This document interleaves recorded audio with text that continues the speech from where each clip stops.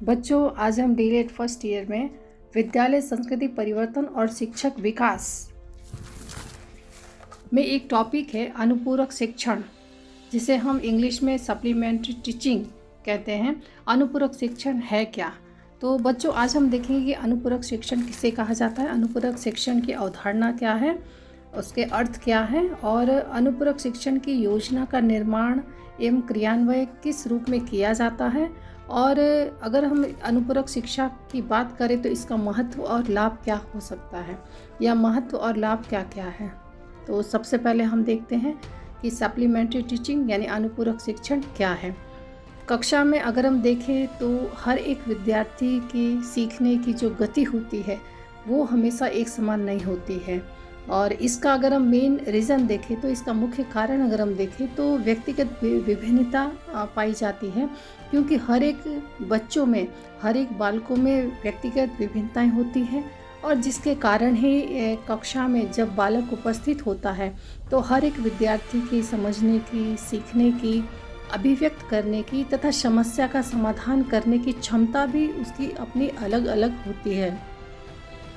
कई बार तो ऐसा भी होता है कि कक्षा के किसी एक या एक से अधिक विद्यार्थियों की क्षमता कक्षा के अन्य विद्यार्थियों से इतनी अधिक अलग होती है कि वह कक्षा के अन्य विद्यार्थियों के साथ, यानी कि जो दूसरे विद्यार्थी हैं उनके साथ अधिगम प्रक्रिया में, अधिगम यानी सीखने की प्रक्रिया में सक्रिय रूप से हिस्सा नहीं ले पाते हैं। इसका रीज़न तो यही है कि जो बालक की व्यक्तिगत विभिन्नताएं हैं, जिसके कारण वो अन्य बालक की यानी अन्य विद्यार्थी, अपने कक्षा के अन्य विद्यार्थी के साथ अधिगम प्रक्रिया में सक्रिय रूप से हिस्सा नहीं ले पाते हैं, और जिसके कारण दूसरे विद्यार्थियों के तुलना में या मुकाबले में उनका प्रदर्शन अच्छा नहीं रहता है, या फिर वो अपना प्रदर्शन अच्छा कर नहीं पाते हैं। और शिक्षक की बात करें तो शिक्षक अक्सर जो है तुलनात्मक रूप से समान क्षमता वाले बहुसंख्यक छात्रों को ही ध्यान में रखकर शिक्षण की पाठ योजना बनाते हैं और उसे उसी रूप में क्रियान्वयन यानी कार्यान्वित करते हैं। ऐसे में जो भिन्न क्षमता वाले जो विद्यार्थी होते हैं, जो अधिगम में जिनको कठिनाइयों का सामना करना पड़ता है या फिर जो कठिनाइयों का सामना कर रहे होते हैं और अधिक समस्याग्रस्त होते चले जाते हैं। क्यों? क्योंकि उन्हें उन बालकों की तुलना में वे उस चीज़ को नहीं समझ पाते हैं अच्छी तरह से, और जिसके कारण वे अपना प्रदर्शन भी नहीं कर पाते हैं सही रूप में, सही ढंग से। तो अगर ऐसे विद्यार्थियों को समय पर अगर हम चिन्हित करके और उनके लिए अनुपूरक शिक्षण की व्यवस्था नहीं की गई तो इसका परिणाम क्या हो सकता है कि इसका परिणाम ये हो सकता है कि विद्यार्थी के संपूर्ण जीवन को नकारात्मक रूप से प्रभावित कर सकते हैं।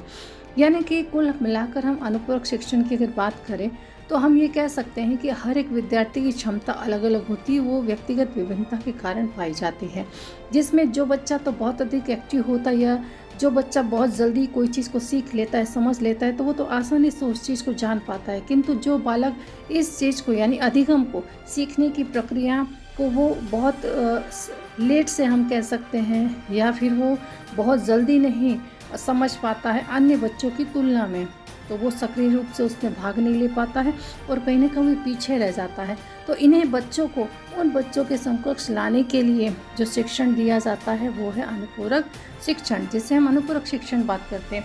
अब इसकी अगर हम अवधारणा की बात करें तो अनुपूरक शिक्षण की अवधारणा जो है बहुत अधिक विस्तृत है, जहाँ पर विद्यार्थी की उसकी क्षमता और आवश्यकता के अनुसार अतिरिक्त ध्यान देना होता है। और जैसा कि हमने कहा है कि प्रत्येक विद्यार्थी की क्षमताएं भी अलग अलग होती है, और यहाँ तक कि दो विद्यार्थियों की समान प्रतीत होने वाली समस्याओं के कारण अथवा आधार समान नहीं होते हैं। जैसे कि दो बालक हैं और दोनों के पास समस्याएं हैं, तो हम ये नहीं कह सकते कि दोनों की समस्या एक समान है। समस्या तो है, लेकिन दोनों की समस्याएं जो है वो एक समान नहीं होती, वो अलग अलग जो है वो प्रतीत होती है। अंततः जो भी अनुपूरक शिक्षण की प्रक्रिया है, इस प्रक्रिया में शिक्षक को समय समय पर विद्यार्थियों से संबंधित आवश्यक आंकड़े एकत्र करने होते हैं, ताकि विद्यालय के विकास के विषय में वे आगे की योजना बना सके। और यहाँ इस बात को स्पष्ट करना चाहिए, या फिर हम ये कह सकते हैं कि अनुपूरक शिक्षण का अर्थ है उपचारात्मक शिक्षण नहीं है, क्योंकि उपचारात्मक शिक्षण की संकल्पना में विद्यार्थी को रोगी समान देखा जाता है, जबकि अनुपूरक शिक्षण में ऐसा नहीं है। अगर अब आप बात करेंगे कि मैं अनुपूरक शिक्षण को उपचारात्मक शिक्षण कह सकते, तो नहीं। उपचारात्मक शिक्षण और अनुपूरक शिक्षण दोनों चीज़ें अलग अलग है। और जैसे कि उपचारात्मक शिक्षण है, उसमें जो कमियां होती है उससे पुनः दूसरी क्लासेस दे करके और उन्हें हम पूरी की जाती है, या फिर उनकी कमियों को दूर किया जाता है, उनका निदान किया जाता है। जैसे एक रोगी का निदान किया जाता है, उसी प्रकार जो बच्चे सीखने में जिनमें कठिनाई है, या फिर जो ज़्यादा समय में सीख पा रहे हैं, या फिर जिसमें सीखने की क्षमता कम है, तो उनको जान करके उन्हें उपचारात्मक शिक्षण दिया जाता है। लेकिन यहाँ पर अनुपूरक शिक्षण क्या है कि इसमें विद्यार्थी की क्षमता का विकास किया जाता है। इसलिए उपचारात्मक शिक्षण, अनुपूरक शिक्षण दोनों में अंतर है। उपचारात्मक शिक्षण जो है वो हम उसे अनुपूरक शिक्षण नहीं कह सकते हैं। अनुपूरक शिक्षण है विद्यार्थी की क्षमता का विकास करना। अब हम देखते हैं कि अनुपूरक शिक्षण का अर्थ क्या है। तो अनुपूरक शिक्षण का आशय, जैसा कि हमने देखा है कि कोई भी विद्यार्थी अनेक क्षमताओं से परिपूर्ण होता है, और अगर आवश्यकता है तो बस विद्यार्थी को उनकी क्षमताओं के उचित विकास करने का, जैसे अगर हम कहें तो क्वालिटी, या फिर अगर हम कहें तो हर एक विद्यार्थी के पास जो है वो उनकी क्षमता होती है। बस आवश्यकता क्या है? आवश्यकता है कि उनकी क्षमताओं का उचित विकास करना।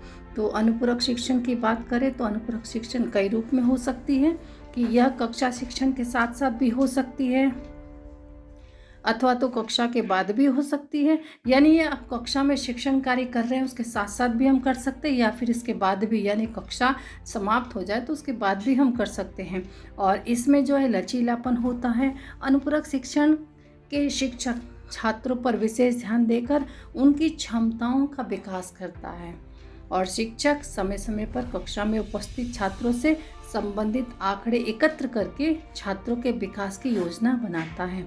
यानी कि हम यहाँ पर अगर एक शब्द में कहें तो यहाँ पर एक शब्द में अनुपूरक शिक्षण यानी कि जो छात्र हैं उनकी क्षमताओं का विकास करना। यानी कि क्षमता तो हर एक बालक के पास है, लेकिन उस दबी हुई क्षमता को बाहर निकालना, यानी उस क्षमता का विकास करना ही जो है वो अनुपूरक शिक्षण है। तो यहाँ पर बच्चों हमने देखा कि अनुपूरक शिक्षण क्या है, अनुपूरक शिक्षण की अवधारणा क्या है, और अनुपूरक शिक्षण का अर्थ क्या है। अब हम यहाँ पर देखेंगे अनुपूरक शिक्षण की योजना, निर्माण एवं क्रियान्वयन किस रूप में हम इसे कर सकते हैं। तो यहाँ पर हम कुछ बिंदु है जिसके द्वारा हम इसे जान सकते हैं। सबसे पहले तो है कि सीखने की योजना, या फिर जब पाठ योजना का निर्माण के समय में ही शैक्षिक कठिनाई से जो बालक जूझ रहा है, या फिर जिन्हें शैक्षिक रूप में दिक्कत हो रही है, तो उन विद्यार्थियों को हम सिलेक्ट करके, हम कह सकते हैं कि चिन्हित करके उनके अनुसार सीखने की योजना या पाठ योजना में आवश्यक परिवर्तन करना चाहिए कि बच्चों को कहाँ पर कठिनाई हो रही है, बालक कहाँ पर कठिनाई का अनुभव कर रहा है, तो उसके अनुसार हमें उसमें परिवर्तन करना चाहिए। दूसरी चीज़ क्या है कि अधिगम संबंधी समस्याओं में से जो भी बच्चा जूझ रहा है, तो उसके अनुरूप ध्यान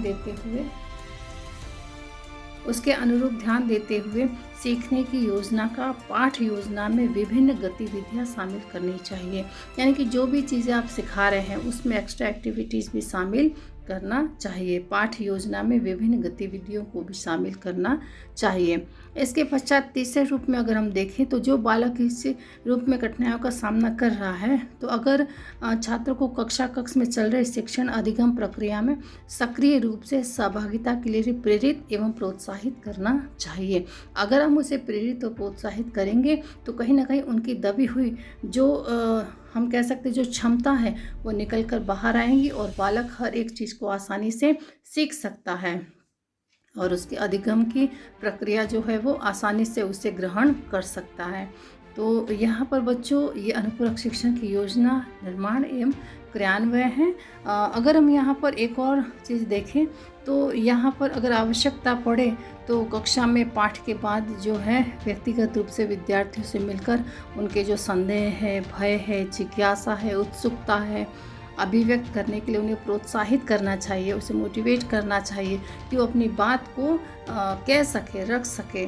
तो इस रूप में भी हम इसे अनुपूरक शिक्षण कहेंगे। इस रूप में जो है योजना का निर्माण करना चाहिए और उन्हें क्रियान्वयन करना चाहिए। अब इस शिक्षा के लाभ और महत्व क्या है, तो अगर हम लाभ की बात करें, बालकों को विभिन्न गतिविधियों में शामिल किया जाता है जिससे उन्हें पढ़ने के समान अवसर मिलते हैं। दूसरे लाभ की या महत्व की हम बात करें तो इस शिक्षण के द्वारा जो भी शैक्षिक कठिनाई का सामना बालकों को करना पड़ रहा है उसमें व्यक्तिगत रूप से ध्यान दिया जाता है, जिससे उनका जो भी संदेह हो या फिर जो भी भय हो उसे हम दूर कर सकते हैं और उनके सीखने की गति भी बढ़ जाती है।